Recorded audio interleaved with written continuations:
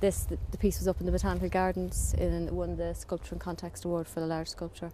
So they had it hung from a quite large protected tree. But the idea of this was nearly like a human cocoon, where you're in the cocoon and it's that idea of it's just the release and it's gone and it's actually emptied inside, but it's all lined inside and there's a place of comfort and kind of like a sacred space inside as much as anything else. So, but I like the way that it's in the tree and it's nearly part of the space that it's in.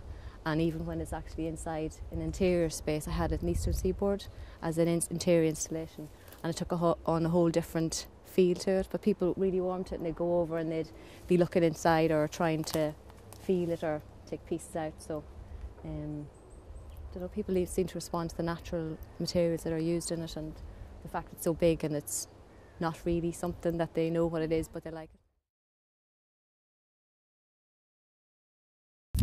So literally if you cut these in the springtime, they grow again, and everywhere one of those is cut, a lot more grow the following year.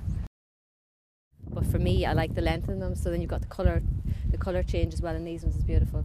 So, but I like them nice and long, and sometimes the ones that have grown to tree and have a few branches are great for bigger sculptures because it fills up the space faster and you get more volume, and these are kind of a neater kind of weave to it when you're doing straight rods. So either or I use, but these ones are beautiful, so it just takes more off them to make a piece than if you're with the branches. So, but this was in the Botanical Gardens as well, in the grassland area. Yeah, it's summer project last summer.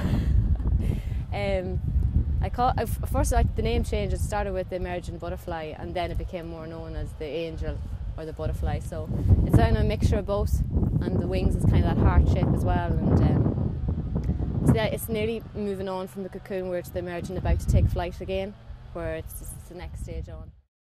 Same with this as well. I started within the ground and then just wove around it, and then took it out of the ground and then tapered off the end of it. So when it was in the ground, it probably was about to here, and then I lifted it out, and it was more awkward to get this whole thing here going on. A lot of it I would do it to a certain stage, and then when I actually get to the site where I wanted to go in, then I'll work on it again. So I would have spent a few hours on it again, and once I had it in the Botanical Gardens, we would have got it into the ground and worked on it then at that stage.